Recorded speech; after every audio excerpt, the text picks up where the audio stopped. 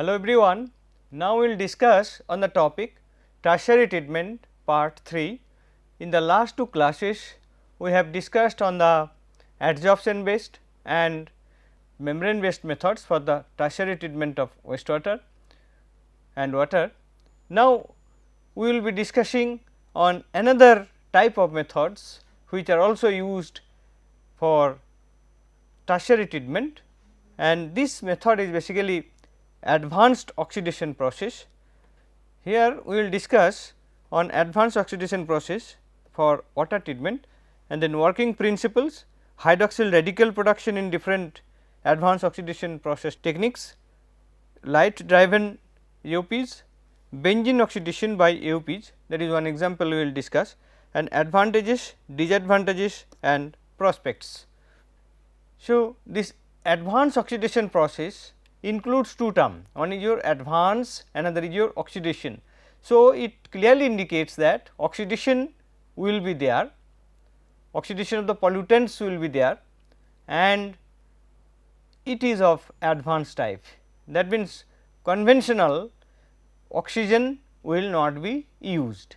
Okay. So, here hydroxyl radical is used for this process and hydroxyl radical is generated in situ by different methods. By the use of hydroxyl radical or the production of hydroxyl radical, we get many advantages as shown here. Hydroxyl radical are highly reactive, these are not selective, they can work on all type of molecules, organic, inorganic etc., and easily generated, that can be generated not so easily, but it is not that difficult also, it can be generated easily that way. And powerful oxidants, we will see that this is very powerful oxidant, the hydroxyl radical is, and we will see that hydroxyl radical is very powerful oxidant and this is short lived and does not make any harm for its application, for the application of the treated water, because these radicals are short lived. And control of rate of reaction is also not that difficult, it controls the rate of reactions, the oxidation rate becomes under control, that is also not that vigorous reaction. So, we will see here advanced oxidation processes are the treatment procedures that generally use the hydroxyl radicals, the ultimate oxidant for the remediation of organic and sometimes inorganic contaminants in wastewater. The process employ ozone, hydrogen peroxide and UV light for the generation of hydroxyl radicals and are also called as in situ chemical oxidation.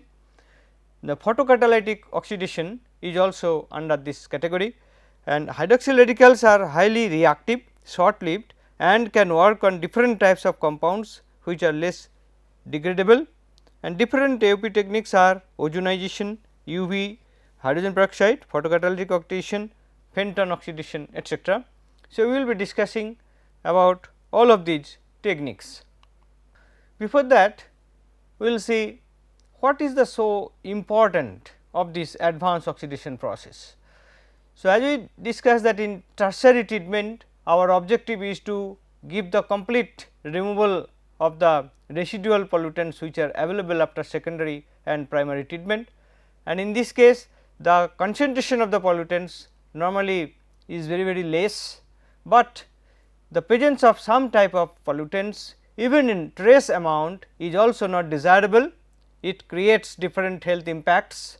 So, particularly for the removal of this type of pollutants, this advanced oxidation system or advanced oxidation methods are very relevant. For example, say the personal care products which we are using, the residual is coming with the wastewater and getting entry into the water, and that remains even after primary and secondary treatment in very trace concentration, like say some pesticides, biocides, okay, endocrine disruptors, pharmaceutical products, other emerging contaminants.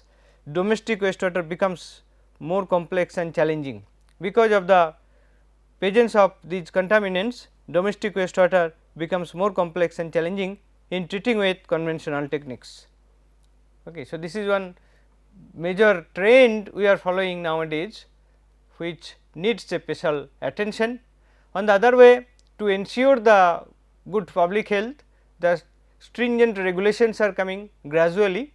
So, the quality parameters are being monitored more closely day by day, and so the removal of the trace amount of the pollutants is very essential in today's scenario. And for this, to take care of these conditions, highest degree of oxidation potential is required to degrade such trace chemicals. Okay. Now, if we see the normally used different oxidizing agent like say HOCl, hydrogen peroxide, ozone, atomic oxygen and hydroxyl radical, out of these the maximum oxidation potential is for hydroxyl radical, that is 2.80 volt. Since oxidation potential for hydroxyl radical is more than any one individual, as mentioned here like say atomic oxygen, this is basically nascent oxygen, and then ozone, hydrogen peroxide, HOCl we see this is highest. So, thus AOPs are used as a tertiary stage treatment to oxidize the trace contaminants with hydroxyl radicals. So, that is the reason why we expect that most efficient oxidation we can get if we use this hydroxyl radical, which is generated in situ in the reactor. Now, we will see the working principle of this AOPs.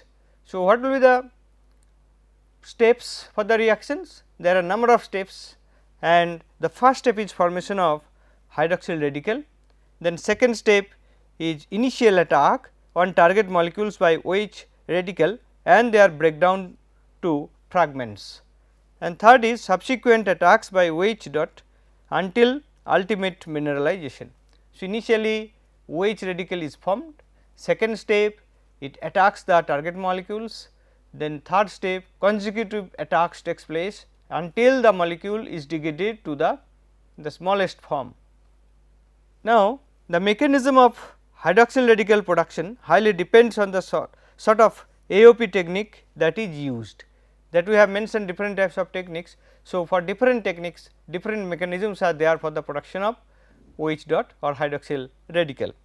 For example, ozonation, UV H2O2, photocatalytic oxidation and Fenton's oxidation rely on different mechanisms of OH dot generation. Here we will see how this OH radical is generated, hydroxyl radical is generated for different process. Different process are UV H2O, UV HOCl, ozone based process, Fenton's oxidation based process and photocatalytic oxidation and light driven processes. In case of UV H2O2, that is in presence of UV, if we use H2O2 in the reactor, then hydroxyl radical is generated that degrades the organic compound or that oxidizes the organic compound. So, what is happening here? We have H2O2, UV light. So, H2O2 is dissociated into two OH radicals, that is homolytic bond cleavage of the OO bond of H2O2 that leads to formation of two OH dot radicals. Okay. Just like this is our H2O2, UV light, it is giving two OH dot. So, this bond is broken and 2 dot is shared, 2 electron is shared with each OH, and that is called OH radical, and this OH radical is reacting with this organic compound, and that is initially it will be attached, then it will be break down continuously. So, bigger molecule to smaller, and then ultimately we will be getting CO2. Okay. So, this is the mechanism through which the OH dot is produced in presence of UV and H2O2 and how the compound is degraded. So, here it is shown that this organic compound is coming from this gas stream and it is coming into the liquid phase, water phase, and that is degraded by this way. Here this graph also shows H2O2 concentration millimole for different type of system where H2O2 is available and UV is available. So, like say H2O2 water system, here UV is not available, UV H2O2, UV and H2O2 both are available. This is phenton, no UV, and UV phenton. In this case phenton is also available, UV is also available. So, this graph shows in case of only UV, but this graph shows H2O2 water. So, if only H2O2 and water is remaining, then the H2O2 concentration is this much. That means, the formation of hydroxyl ion is less, but when we are using the UV or when we are using the phenton or UV phenton. So, when phenton, then we are getting more hydroxyl ion formation and UV phenton both giving the maximum hydroxyl ion production, because UV H2O2 concentration is reduced. That means, that is converted to this type of products, that is hydroxyl radical. So, these are the different methods where the hydroxyl radical are formed, and the extent of hydroxyl radical formation is different, and that depend upon the type of methods which we are following. Now, UV HOCl method we will see, that is also in presence of UV light. Say if HOCl is present in the water, that is hypochlorous acid in water, then this HOCl will be dissociated to OH dot and Cl dot, that is hydroxyl radical and chlorine radical. So, how this can be possible?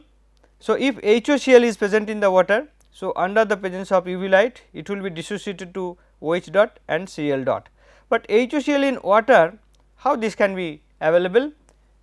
We have chloride in the solution.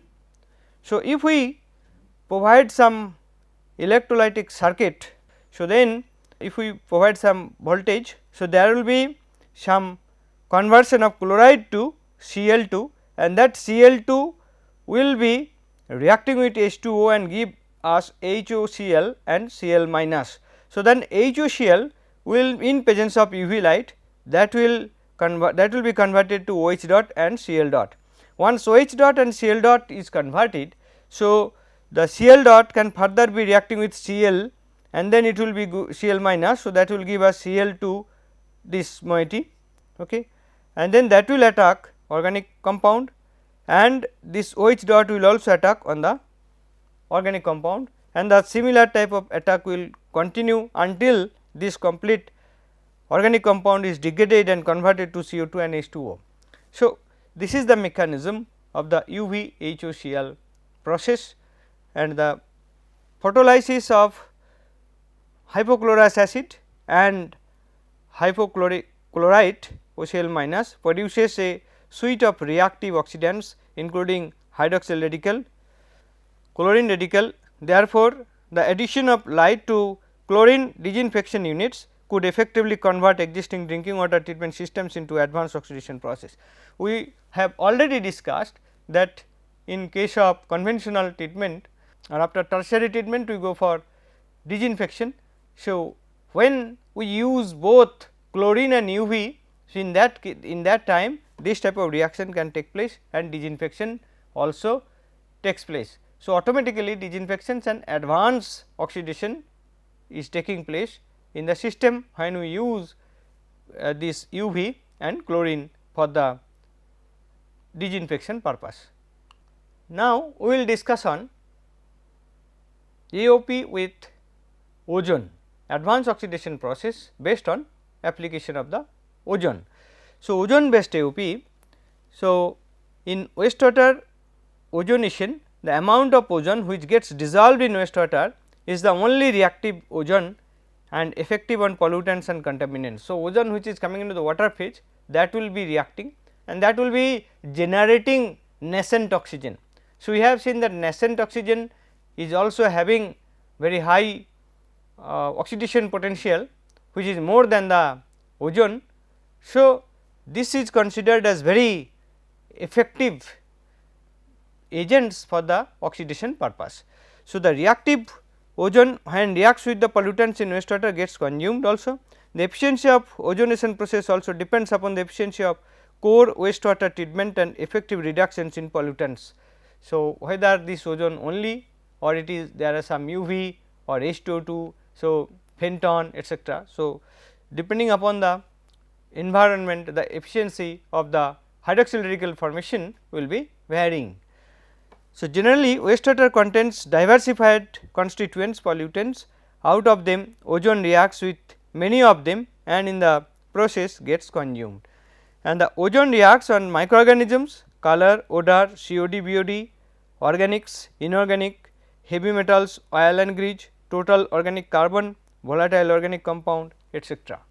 And ozone can be used in different way, like say ozone based AOP may be like ozone in presence of UV, ozone in presence of H2O2, ozone in presence of iron 2 and ozone in presence of metal oxide, ozone in presence of photocatalysis, ozone with activated carbon, ozone with sonolysis and ozone with phenton. So, different methods we can adapt using ozone for the advanced oxidation purpose, and in this case we will see the mechanism for the hydroxyl radical formation and the oxidative agents formation. So, O3 plus OH minus reacts and it gives us OH2 minus and O2. Okay. So, reaction between ozone and a hydroxyl ion leads to the formation of H2O2 in charged form. So, this OH2 minus, this is nothing, but if we add H plus, then it will be giving us H2O2. So, this is H2O2 in charged form. So, that is the first step, and then O3 plus HO2, that will give us HO2 dot plus O3 dot minus this species. So, a second ozone molecule reacts with the OH2 minus to produce the ozonide radical, this is, and this ozonide radical further reacts with H plus and gives us OH3 dot.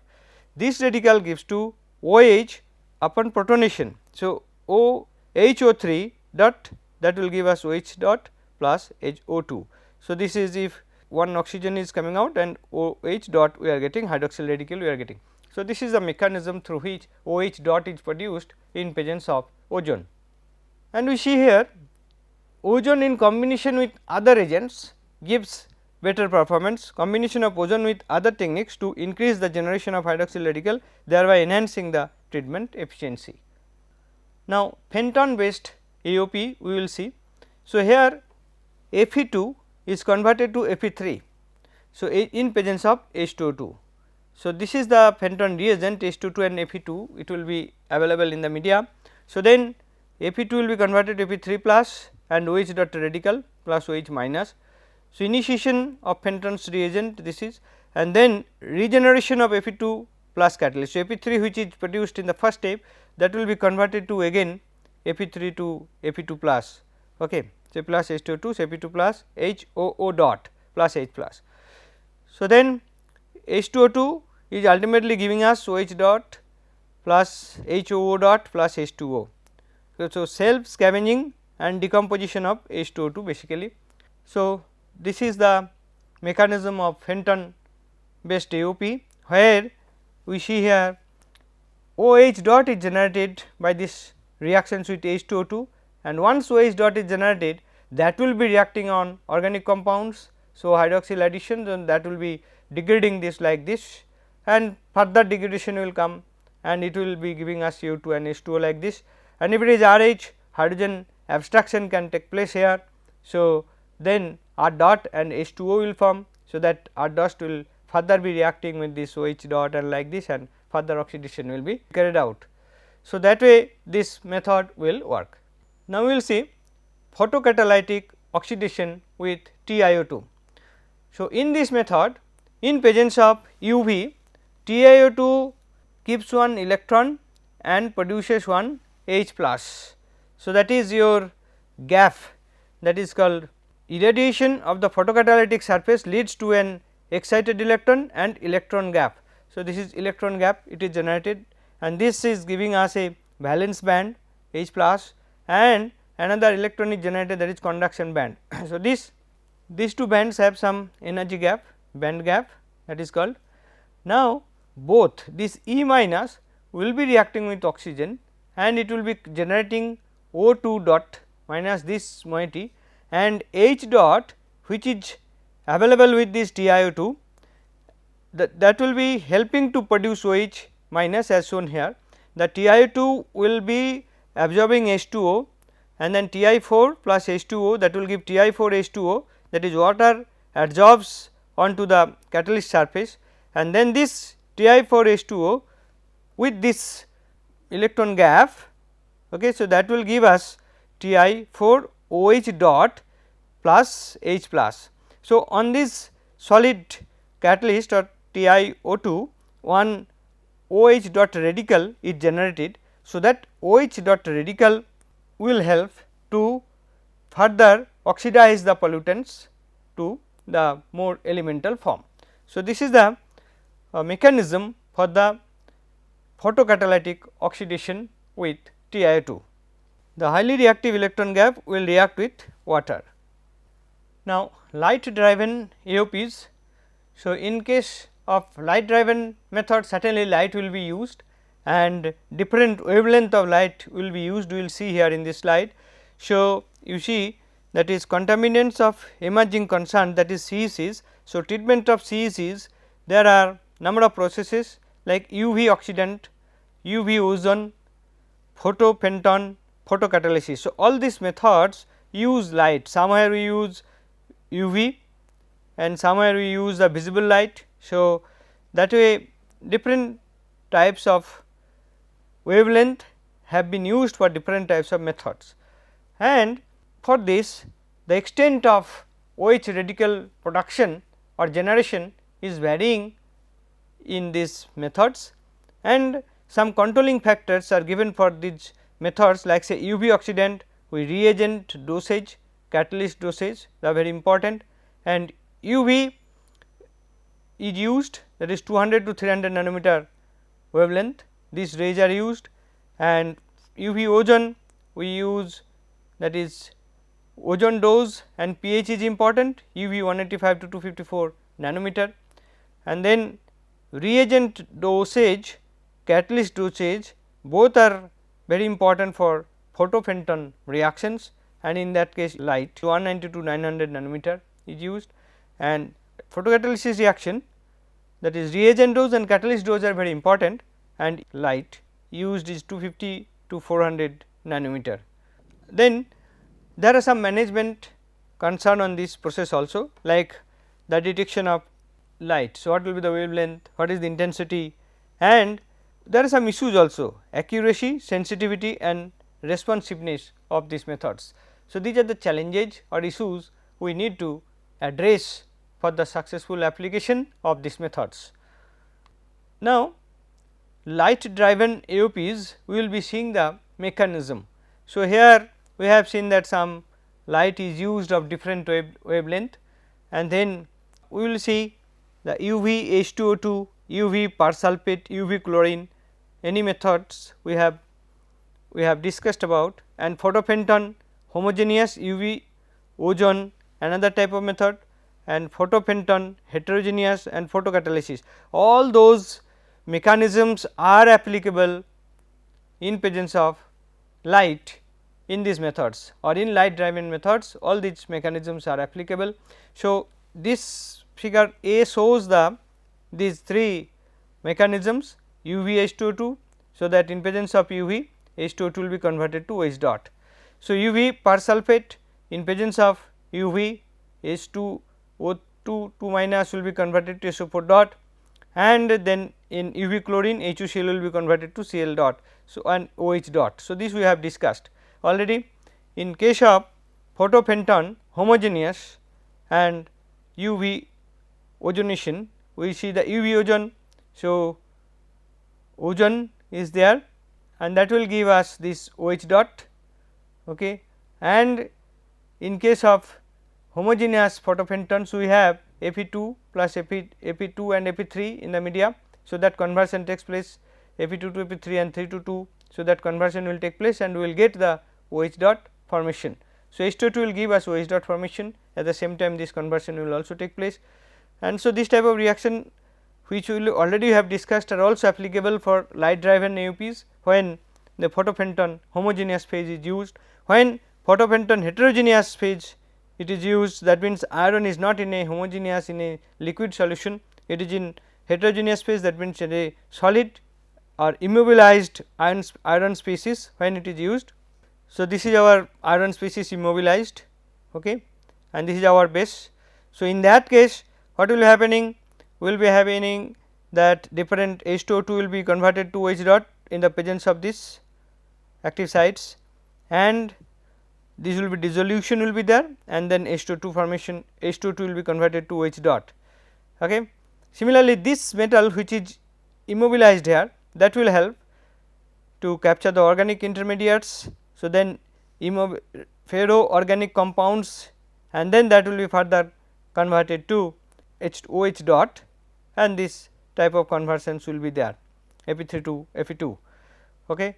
And UV visible light H2O2 OH dot formation will also be possible. So, different types of reactions will be involved in this type of light driven AOPs, and photocatalysis already we have discussed that there will be some valence band and some covalent band will help to produce this moiety, and valence band will be helping to produce OH dot moiety, and these free radicals very powerful, that is nascent oxygen and then OH dot, all are very powerful agent for the oxidation, and the organic compounds will be oxidized. Now, one example we will see here, oxidation of benzene by hydroxyl radicals. So, in this case say this is our benzene, hydroxyl radical is produced. So, it is attached for the first attachment, another is attached at the side by side, we are getting this one. Further attachment of the dash will be abstract, that will abstract one H. So, H2O will form, and this radical it will help to break it. So, there will be breaking of this bond. So, this moiety will form, further attack of OH dot, it will give this type of compound. So, further attack will continue until we are getting CO2 and H2O, this type of moiety. Now, these methods, the advanced oxidation processes have some advantages and disadvantages, we will discuss those. So, advantages is that this can work on all type of pollutants, even in very small concentration the pollutants are available, not that can be effective. So, that is one major advantage, and most important is that they are not producing any pollutants. Basically, the organic compounds are being oxidized to CO2 and H2O. So, secondary pollutants are not being generated. Okay. So, they can effectively eliminate organic compounds in aqueous phase rather than collecting or transferring pollutants into other type of reactions into another phase.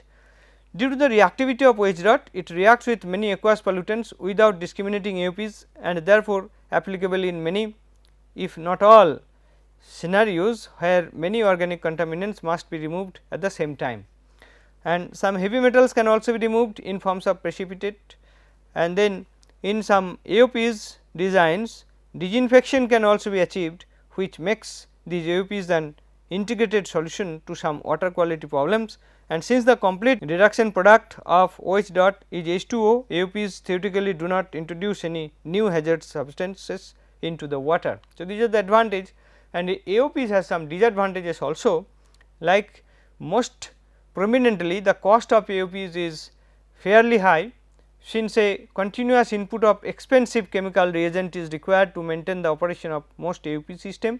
As a result of their very nature, AOPs require hydroxyl radicals and other reagents proportional to the quantity of contaminants to be removed. So, the selection of the dose etcetera, that is also an issue, and some techniques require pretreatment of wastewater to ensure reliable performance, which could be potentially costly and technically demanding.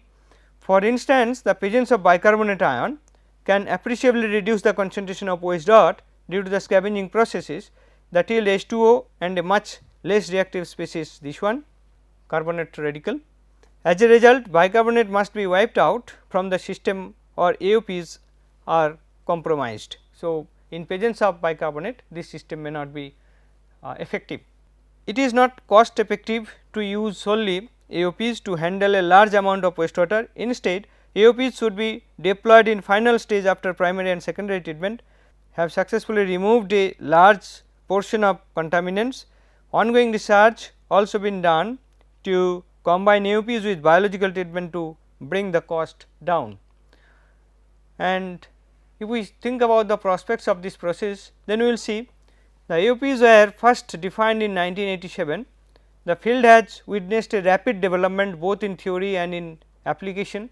So far TiO2 UV system, H2O2 UV systems and phenton, photophenton, electrophenton systems have received extensive scrutiny. However, there are still many research needs to on these existing AOPs. These are basically on development stage and good amount of research is going on this area. Recent trends are the development of new modified AOPs that are efficient and economical. In fact, there has been some studies that offer constructive solutions. For instance, doping TiO2 with non-metallic elements could possibly enhance the photocatalytic activity, and implementation of ultrasonic treatment could promote the production of hydroxyl radicals. Modified AOPs such as fluidized bed phenton has also shown great potential in terms of degradation performance and economics. So, up to this in this class, thank you very much.